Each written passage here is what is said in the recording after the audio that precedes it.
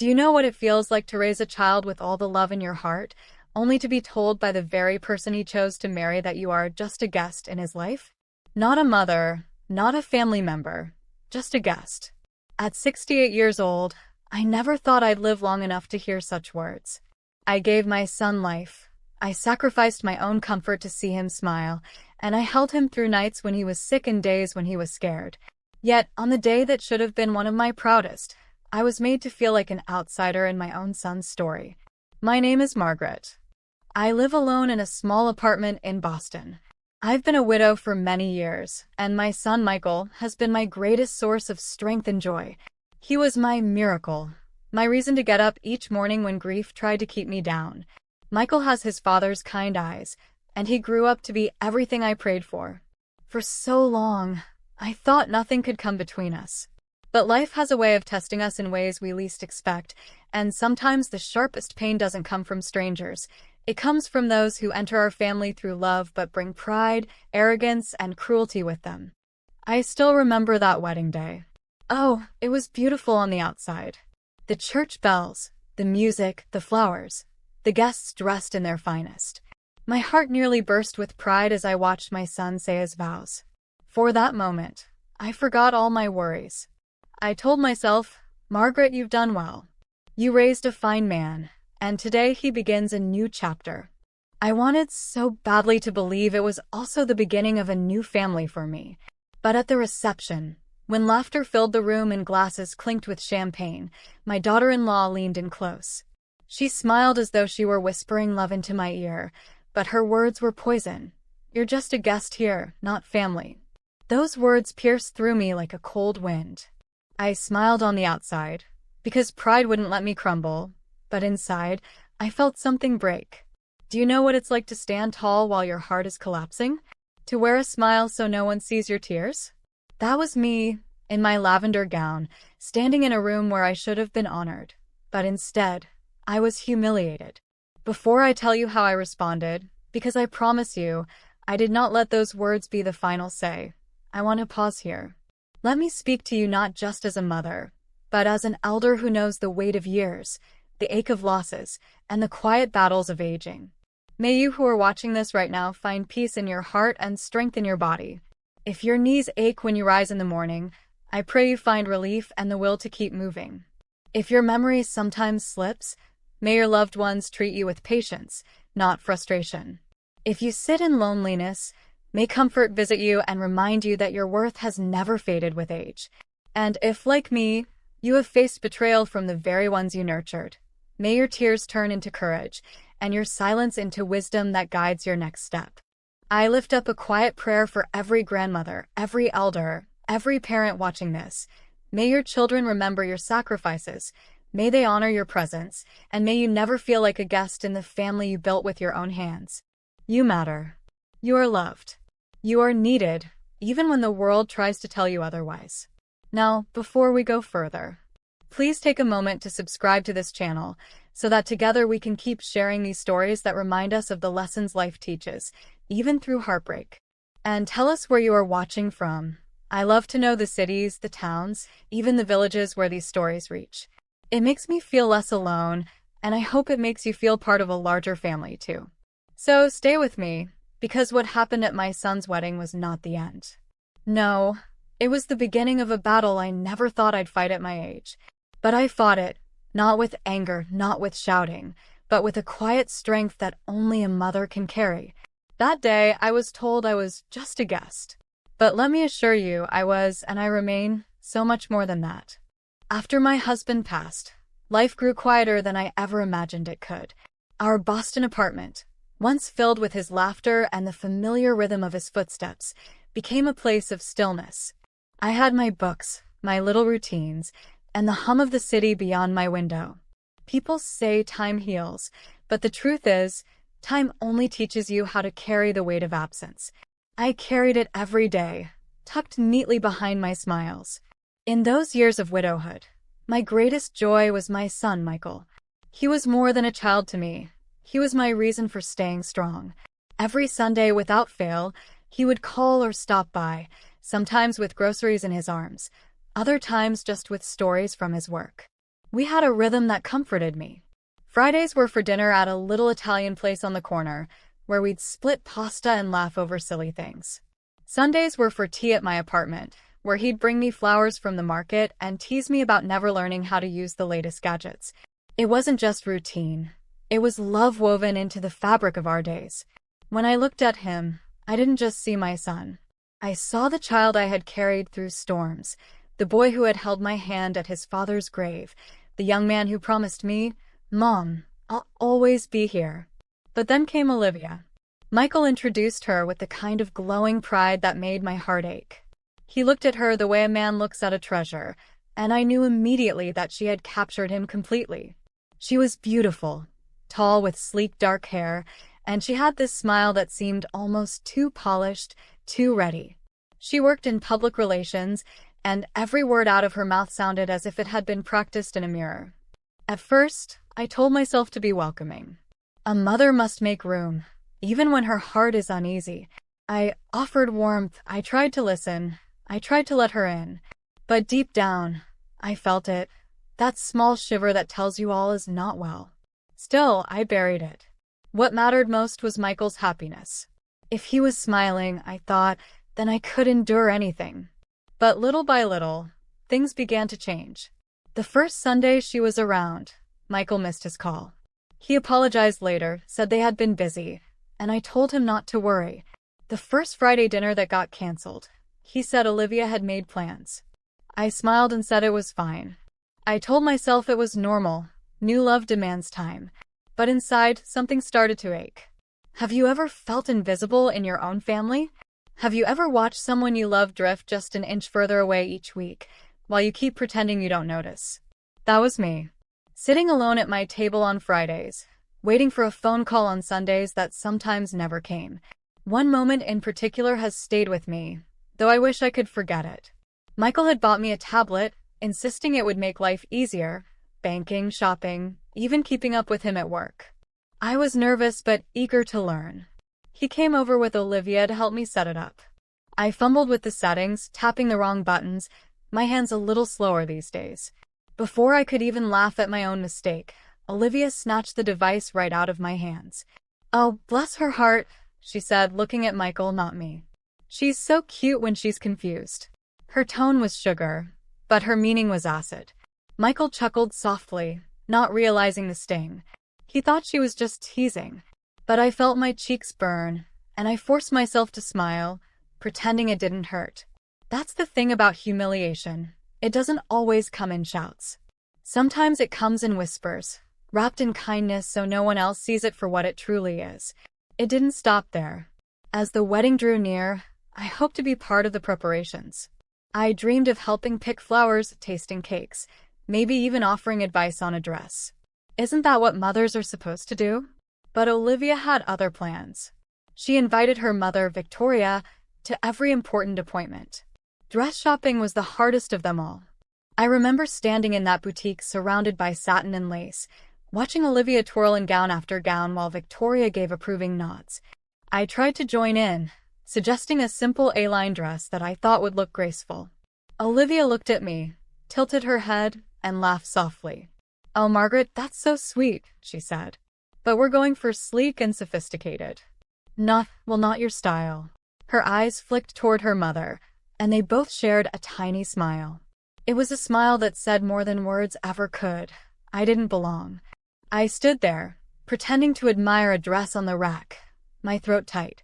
That was the day a small seed of bitterness took root. Not because I wanted control over her choices. No, I only wanted to feel included. But she had a way of making me invisible, of pushing me to the sidelines while keeping Michael's eyes elsewhere. Week by week, I saw less of him. Our dinners were postponed, our talks shortened. I told myself it was natural, that love changes priorities.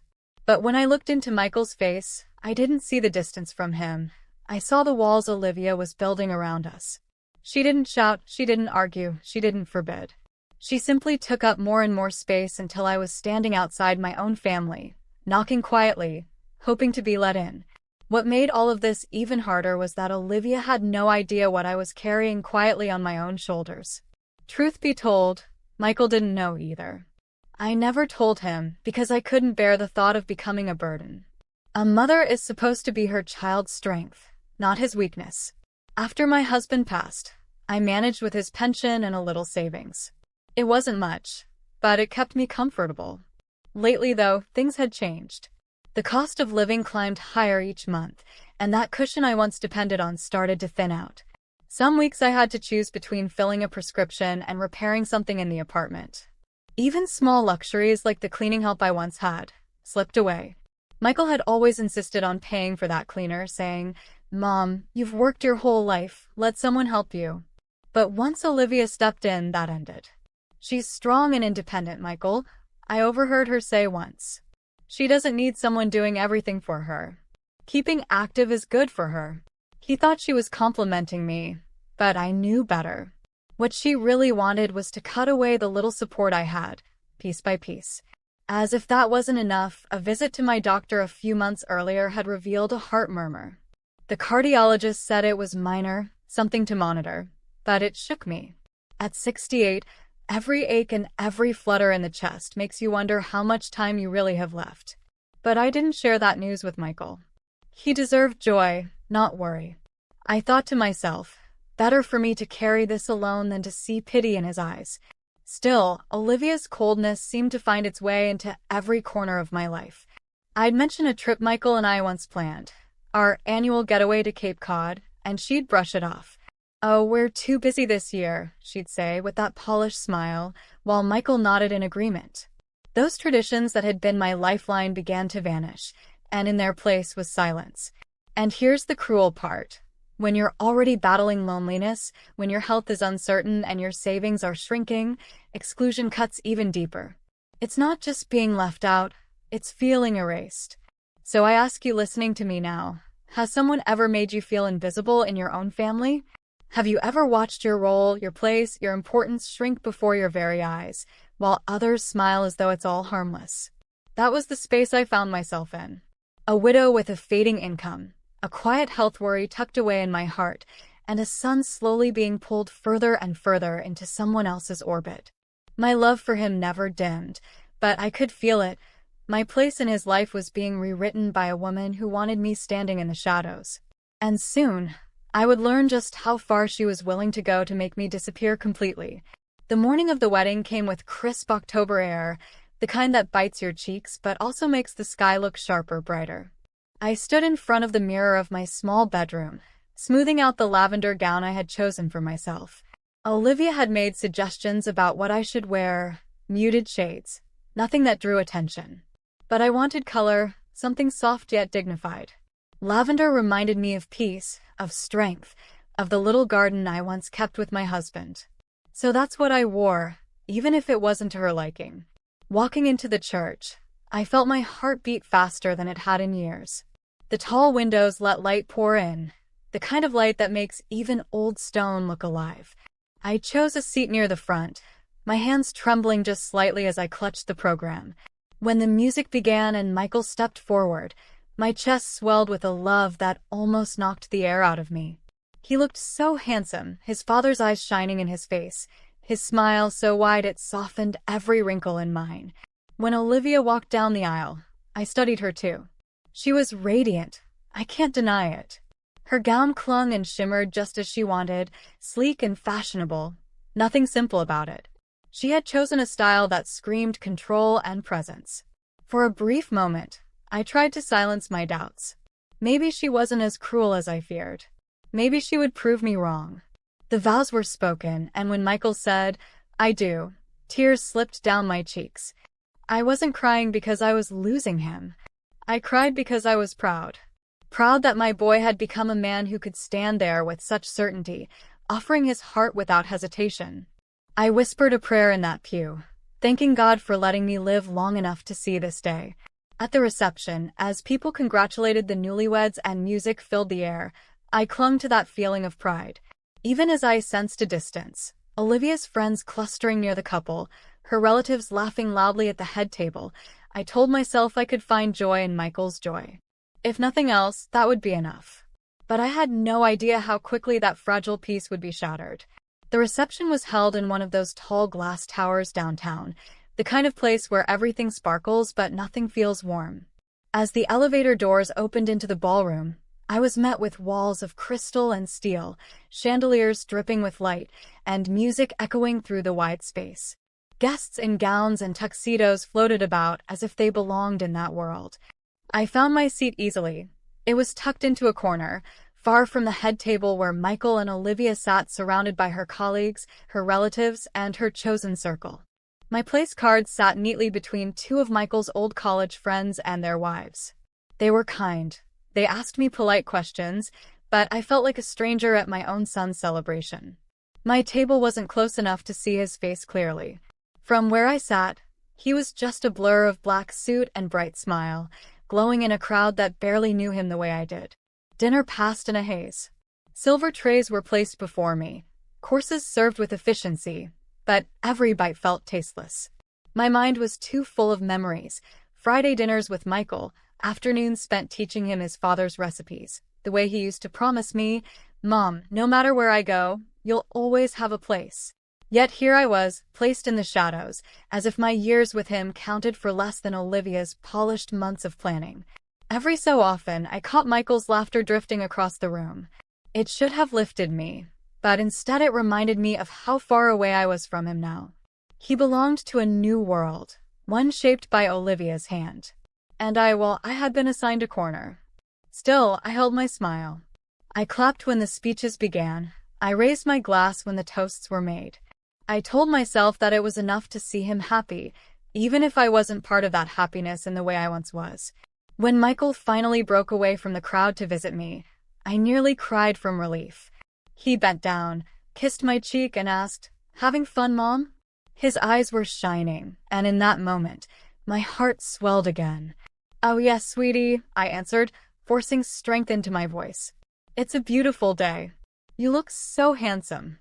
He grinned and said, "I'm going to dance with my wife now." And then he was gone, swept back into the crowd. I watched him walk away, telling myself it was enough.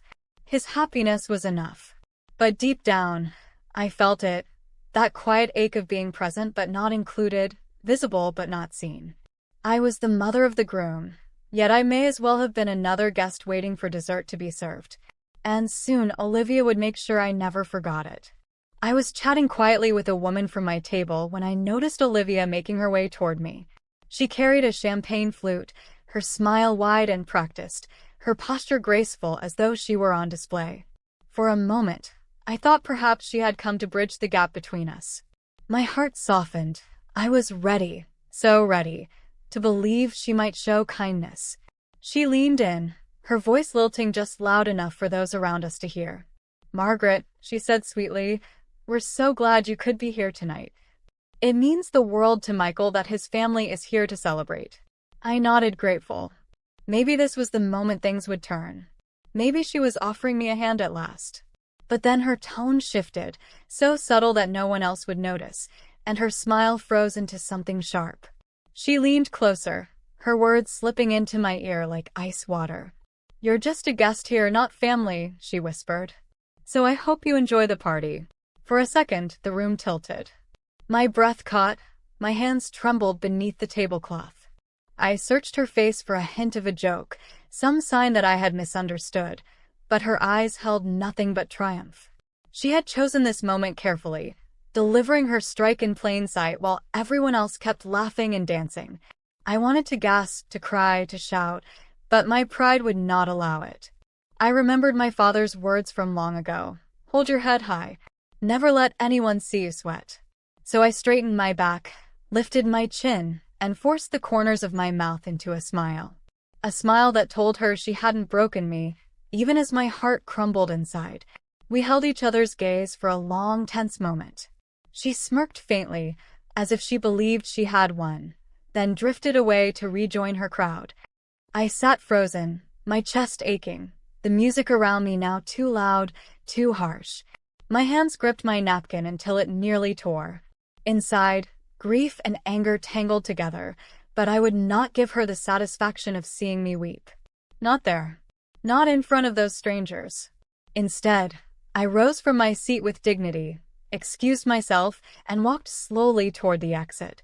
The chandeliers glistened above me.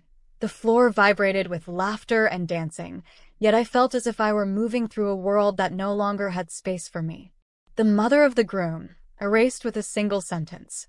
I kept my smile fixed as I left, but by the time the elevator doors closed, tears burned down my cheeks. She thought she had made me small. She thought she had made me invisible. But in truth, she had awakened something far stronger than she could ever imagine. And now, let me ask you, have you ever been humiliated in public but forced yourself to smile just to keep your dignity? If you have, share it in the comments. Your story matters, and you're not alone. When I stepped out of that ballroom and into the night air, Boston felt colder than it had in years. The city lights flickered around me, but none of it felt familiar.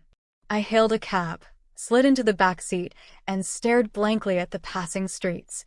My hands were folded in my lap, trembling, but my face stayed calm. Years of holding myself together had taught me that tears could wait. The cab dropped me at my building, and as I climbed the narrow stairs to my apartment, the weight of the evening pressed down on me.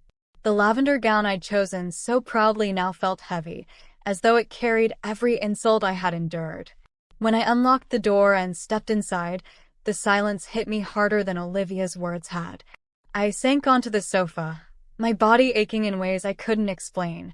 The music, the laughter, her whisper, it all replayed in my mind over and over, like a cruel film I couldn't stop watching.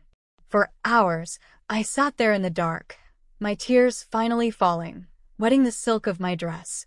My chest tightened, not just from the heart murmur I tried to ignore, but from grief itself. I had been told I was a guest in my own son's life, but as the night stretched on, something inside me shifted. The sorrow that had drenched me began to dry, replaced by a steady, burning anger. Not the kind that makes you scream, but the kind that sharpens you, that reminds you of every battle you've already fought and survived. I thought back to my years alone after my husband died. Nights when I wanted to collapse but didn't. Days when the bills scared me, but I found a way. I remembered raising Michael on my own, working long hours, hiding my struggles so he could grow up without fear.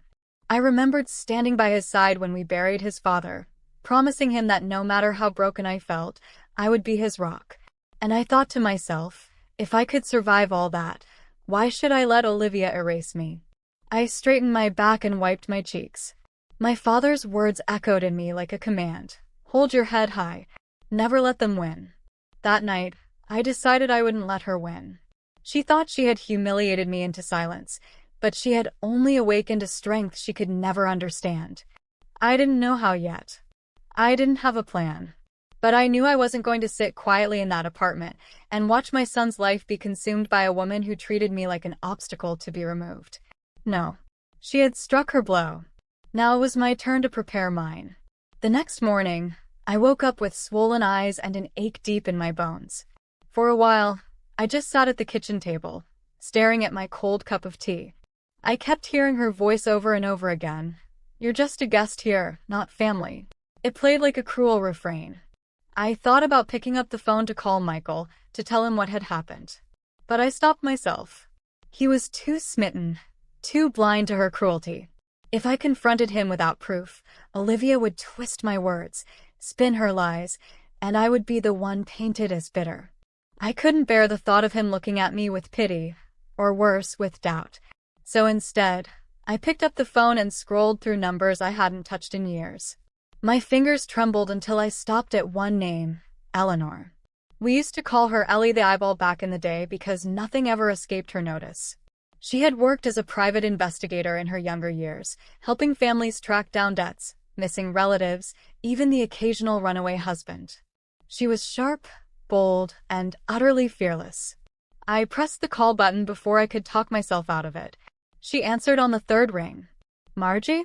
Good Lord, I thought you'd forgotten all about me. Did you finally find that scandalous photograph I misplaced in '82? Her laugh was scratchy and warm, a sound I hadn't realized I missed. Ellie, I whispered, my throat tight. I need help. Serious help. The smile in her voice disappeared. What's wrong? I told her everything. About Michael, about Olivia, about the way she humiliated me in front of others. I didn't hold back, but I also didn't let my voice crack. I wanted her to hear not just the pain but the danger I sensed. She was quiet for a long time after I finished. Then she sighed. Margie, your gut has never been wrong. If you're telling me this woman isn't what she seems, I believe you. But believing you isn't enough. We need proof. And proof requires action. My heart stuttered. What kind of action? She chuckled. Don't worry, I'm not about to send you climbing fire escapes. But there's a gala coming up, one Olivia and her mother are sure to attend. It's for some society club they belong to, the Gilded Lily. They'll be at the Four Seasons this weekend, parading themselves in gowns and jewels. That's where we'll start. Start. I repeated, my palms damp. Yes, start. You'll go, not as a guest, but as an observer. You'll sit in that lobby with your best dress on, head high, and watch. Watch how Olivia talks when Michael isn't around. Watch how her mother behaves. People reveal themselves when they think no one important is looking. I pressed the phone tighter to my ear, my chest pounding. Ellie, I'm 68. I can't play spy games. She snorted. You've raised a son on your own, survived widowhood, and stared down humiliation at a wedding without flinching. Trust me, you can sit in a lobby and take notes. You want the truth about your daughter-in-law? This is how we begin. I closed my eyes, Olivia's smirk flashing before me. Maybe this was ridiculous, but it was also the first time since the wedding that I felt something other than despair. I felt ready. All right, I said, my voice steady. Tell me what to do. The night of the gala, I stood before my closet longer than I cared to admit. Ellie had told me to wear my finest dress, and though I didn't have gowns like the women in Olivia's world, I had a black evening dress my late husband always loved. Simple, elegant, with a string of pearls he'd given me on our 20th anniversary. I slipped them on, looked at myself in the mirror, and whispered, "Head high, Margaret." When I walked into the lobby of the Four Seasons, my knees nearly gave out. The place glittered with chandeliers, perfume hung in the air, and everywhere I looked, women in gowns glided past like they owned the ground beneath them. Men in tuxedos laughed with champagne in hand, while photographers snapped pictures of arrivals. I felt small, like I didn't belong. But I reminded myself, I wasn't there for them. I was there for Michael. Ellie was on the other end of my phone, her voice steady in my ear. "You're doing fine, Margie. Find a seat, keep your eyes open. Watch." I sat in the corner of the lobby with my purse on my lap, heart thundering. A part of me expected Olivia to spot me and sneer, but she swept in with her mother, barely glancing at anyone. Olivia's gown shimmered emerald under the lights, her smile wide as cameras flashed. Her mother, Victoria, floated beside her, regal but distant. I studied them carefully as Ellie instructed.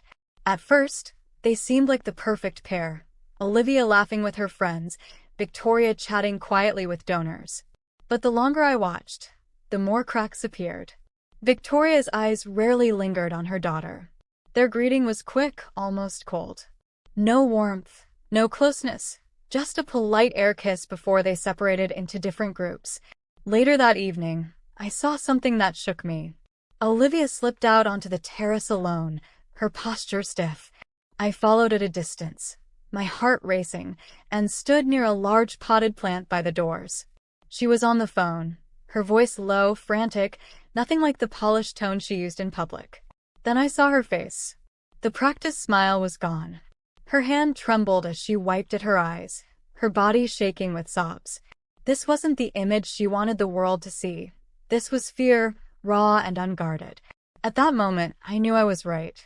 Olivia wasn't just cruel. She was hiding something. She carried secrets, and fear was gnawing at her no matter how hard she tried to cover it. I slipped back inside before she noticed me, my pulse pounding. Ellie's voice crackled through the phone, calm but firm. "Good job, Margie. You've just seen the first real crack. Keep watching. We're only beginning." As I sat back down, my hands steadied. For the first time in weeks, I felt courage stirring in me. Olivia thought she had erased me, but she had no idea. I was watching now, and I wasn't afraid to see the truth. Let me ask you, have you ever suspected someone wasn't who they claimed to be? That gut feeling, that whisper inside you telling you something doesn't add up. Was it ever right? Share your thoughts in the comments, because trust me, those instincts are worth listening to. When Ellie called me again, her voice had none of the humor it usually carried. "Margie," she said, "I've been checking records, and I think you'd better sit down." My heart tightened. "Tell me, you know how Olivia brags about her fancy boarding school in Connecticut? The truth is, no Olivia Patterson ever attended there. But I found someone else. Same face, different name. Jessica Miller. That's who she really is." I froze. Jessica Miller? Yes. She spent 3 years at a school in upstate New York. Expelled her senior year. The word expelled echoed in my ears. Olivia always carried herself like royalty, but the thought of her being forced out of school painted a very different picture. "Why?" I whispered. Ellie sighed. "Identity theft. Fraud. The details are sealed, but a contact of mine confirmed it. She used another girl's information for money. The family covered it up, but the school couldn't ignore it. Jessica Miller was removed, and that's the last trace of her under that name. From then on, she became Olivia Patterson." My hand clutched the phone so tightly I thought it might crack. "So my son married a woman who's already been caught stealing someone else's life?" "That's exactly what happened," Ellie said firmly. "And I've got more. I found an old yearbook from that school. Her face is right there under the name Jessica Miller. I'll send you the photos." That evening, I opened Ellie's email with shaking hands. On my screen appeared a younger version of Olivia, rounder cheeks, less polished, but undeniably her. Beneath the photo, Jessica Miller. The name leapt out at me like a knife. I printed the images, each one proof that my instincts had been right all along. She wasn't just unkind. She was living a lie. She had buried her past under a new name and expected no one to dig it up. For hours, I stared at those pages. The girl in those photos didn't look cruel. She looked ordinary, but maybe that was the trick. She learned to shape herself into whatever she needed to be. And Michael, my dear boy, was her latest project. Ellie called again the next day. "I kept digging," she said. "Margie, your daughter-in-law didn't just reinvent herself for fun. She had a plan. She's been working her way into certain circles. Do you remember Michael's boss? Brandon, the entrepreneur who owns the company." "Yes, of course," I said. "Michael admires him." "Well, guess who Jessica has been connected to for years? Brandon. Not personally, but socially. She went to events where he was expected, chased invitations to galas where his name appeared, and even befriended people who worked around him. She didn't marry Michael for love, Margie. She married him because he's close to Brandon. Your son is the bridge she needed." My knees went weak. I sank into a chair, pressing the phone against my ear. "She's using him." Ellie's voice softened. "Yes. And unless we stop her, he'll get caught in whatever scheme she's planning next." I spent that night laying everything out on my dining table. The yearbook photos, the records Ellie had uncovered, the articles mentioning Jessica's name. Piece by piece, I assembled the story. Olivia wasn't Olivia. She was Jessica Miller, a girl expelled for fraud, a woman who rebuilt herself with lies, and now my son's wife. The more I studied the evidence, the colder my anger grew. She had sat across from me at dinners, smirking as Michael explained why we couldn't take our annual trip to Cape Cod. She had whispered cutting remarks, stripped away little pieces of my comfort, and finally delivered her cruelest blow at the wedding. But now I saw the truth. Every move she made was part of something bigger. She wasn't just trying to push me aside. She was climbing, using Michael to reach Brandon and the world he controlled. One article Ellie sent mentioned Brandon by name, describing him as the mastermind behind a tech empire, young and powerful, surrounded by ambitious people. I realized in horror that Olivia, or Jessica, had chosen her target carefully. Michael was brilliant, yes, but what she wanted wasn't his heart. It was his connection, his proximity to power. I pressed my hands to my temples, whispering aloud to the empty apartment, how could she do this to him? How could she make him nothing more than a stepping stone? But my grief hardened into resolve. I wasn't going to let my son be used. Not by her, not by anyone. The next morning, I pulled out a crisp manila folder and began to fill it. Page by page, I slipped in the printed photographs, the school records, the articles, the notes Allie had provided. By the time I finished, the folder felt heavy, as though it carried not just paper but my entire purpose. I sat there staring at it, my mind racing with questions. Should I hand it to Michael immediately, risk his anger and disbelief? Should I wait, gather even more, strike only when I could not be dismissed? The decision gnawed at me, but I knew one thing for certain. I finally had the truth. And now the truth needed to be used. Let me pause here and ask you, if you held proof that someone close to your family was a fraud, would you reveal it right away, or would you wait until the perfect moment? Comment below. I want to hear what you would do. Because standing at that crossroads, folder in hand, I wasn't sure which choice was right. All I knew was this: Olivia thought she had erased me. But she had underestimated the mother who refused to disappear. I had stared at that manila folder for days, weighing every choice, every risk. In the end, I realized this wasn't a matter of timing. It was a matter of courage. Olivia had played her game long enough. It was time for me to play mine. The first person who needed to see the truth wasn't Michael. No, if I went to him first, his heart might blind him. He loved her, and love can make fools of even the wisest souls. But Brandon, his boss, the man Olivia had been circling all along, he had no such weakness. He valued loyalty, results, and truth. If I could earn his ear, the rest would follow. So one cold morning, I marched into Brandon's office tower in downtown Boston, my pearls around my neck and the folder under my arm. The receptionist looked at me like I had wandered in from the wrong century, but I straightened my back and said clearly, "Tell Mr. Whitmore that Margaret, Michael's mother, needs 5 minutes of his time. He'll want to hear this." Something in my tone must have worked, because 20 minutes later I was escorted into his sleek corner office. He was a tall man, broad-shouldered, with the kind of presence that made rooms go silent. His eyes flicked over me, puzzled but not dismissive. "Mrs. Callahan," he said, "what brings you here?" I set the folder on his desk, my hands steady. "I'm here because my son is loyal to you. And because the woman he married is not who she claims to be." His brow furrowed, but he gestured for me to continue. I opened the folder, sliding the photographs and documents across the desk. Yearbook pages, school records, news clippings, all laid out before him like pieces of a puzzle only I had bothered to assemble. "This," I said, pointing to the photo, "is Jessica Miller. Expelled for fraud at 17. She reinvented herself as Olivia Patterson and has been climbing ever since. She didn't marry my son for love. She married him because of you. Because he's her bridge into your world." Brandon leaned back in his chair, his expression hardening as he examined the evidence. He flipped through each page with deliberate care, his jaw tightening the further he went.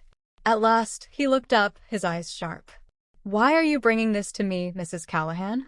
"Because if I went to Michael first, he might not believe me," I admitted. "But you'll see it for what it is. And you have the power to make sure she doesn't drag him down in whatever scheme she's planning." For a long moment, the only sound was the faint hum of the city outside. Then Brandon closed the folder and set it neatly on his desk. "You're a brave woman, Mrs. Callahan," he said quietly. "Most people would have looked the other way. You've done the right thing." Relief washed through me, but only briefly. The real battle still waited. Within a week, Brandon arranged a meeting. He summoned Michael to his office under the pretense of discussing a new project. When I arrived, Michael was already there, confusion in his eyes as he saw me step into the room. "Mom," he asked, rising to his feet. "What's going on? Why are you here?" I swallowed hard, my throat dry, but I forced the words out. "I'm here because I need you to hear the truth.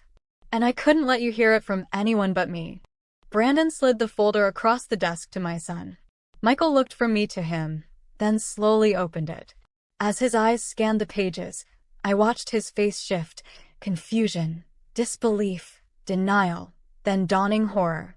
His hands trembled as he flipped through each page, and by the time he reached the yearbook photo, his lips were pale. This can't be right," he whispered. "This isn't Olivia. This is some mistake." I stepped closer, my heart breaking at the pain in his voice. "It's not a mistake, Michael. Olivia isn't who she says she is. Her real name is Jessica Miller. She has a past she's hidden, a history of lies. And she married you not because she loves you, but because of what you could give her, access to Brandon, to his world. He looked up at me then, eyes blazing with hurt. Why didn't you tell me sooner? Because I didn't have proof, I said softly. And because I was afraid you wouldn't believe me. But now, I gestured to the folder. Now the truth is right there. Michael pressed his palms against his face, his shoulders heaving. For a moment, I thought he might break. Then he dropped his hands, his jaw clenched. I have to hear it from her. I need to hear her say it. Brandon nodded grimly. I can make that happen. The confrontation came that evening. Brandon insisted on being present, not as judge but as witness. When Olivia walked into the room and saw the folder on the table, her composure faltered for the first time. She tried to recover, flashing that perfect smile, but her eyes darted nervously. Michael, what's all this? She asked lightly, as though nothing were wrong. Michael's voice was steel. Who is Jessica Miller? Her smile froze. She glanced at me, then at Brandon, before forcing out a laugh. I don't know what you mean. Stop lying. Michael's voice cracked. He shoved the yearbook photo toward her. This is you. Jessica Miller. Expelled for fraud. You've been lying to me since the day we met. Her mask slipped completely then. Her face tightened, her eyes flashing with something cold and sharp. So what if I changed my name? I left that life behind. I built something better. Do you think anyone cares about the past? I care. Michael roared. You made me believe in you. You made me choose you over my own mother. And it was all a lie. Silence crashed over the room. Olivia's breathing quickened, but her defiance didn't waver. You wouldn't have looked at me twice if I had told you the truth. Everything I did to survive. And if you think I'm going to walk away from everything I've built, you're wrong. Brandon stood then, his voice calm but commanding. No, Olivia. You're done. Whatever game you were playing ends here. I won't have fraud in my circle, and I won't let you destroy this young man's life. She turned on him, her composure shattering into fury. You think you can cut me out? You don't know what I'm capable of. But her threats rang hollow. Security was called. She was escorted out, her heels clicking angrily against the floor until the sound faded into silence. Michael stood frozen, staring at the door long after she was gone. Then he turned to me, his eyes red. Mom, he whispered, his voice breaking. I'm so sorry. I let her come between us. I let her make me doubt you. I pulled him into my arms, tears streaming freely now. You're my son. Nothing she could say would ever change that. I only wanted to protect you. He clung to me like he had when he was a boy, trembling with grief and relief all at once. Brandon quietly left the room, giving us space. In the weeks that followed, the truth spread quickly. Jessica's past was uncovered in greater detail. The annulment was swift. Her reputation crumbled. Doors slammed shut. Invitations vanished. The woman who had once strutted through ballrooms with her head high was now whispered about in corners, her name synonymous with deception. Michael took time to heal, his heart bruised but not broken. And slowly, our bond began to mend. He came by for dinners again, called me just to talk, even asked me to teach him his father's recipes so he could feel close to Dad again. One evening, as we washed dishes side by side, he turned to me and said quietly, "You saved me, Mom." I'll never forget that. And in that moment, I knew the humiliation I had endured at the wedding was nothing compared to the pride I felt now. I had stood tall, I had fought back, and I had protected my son. Justice had been served, not with vengeance, but with truth. Looking back now, I see that betrayal doesn't have to break you. It can sharpen you, strengthen you, remind you of the fire you still carry inside. Olivia tried to shame me, but instead she gave me reason to rise. What began as humiliation at a wedding turned into the very force that restored my dignity and protected my son. Michael and I came out stronger than ever. The distance she created between us was painful, but it was temporary. Once the truth was revealed, he saw me with clear eyes again. He realized that a mother's love isn't something that can be erased by lies. Not long after the annulment, Michael came to visit carrying a package. Inside was a simple wooden frame, and in it, a photo of the three of us, him, me, and his father from years ago. He said, "Mom, this belongs in your home, because our family begins and ends with you." I can't describe what that meant. That photograph is more than an image.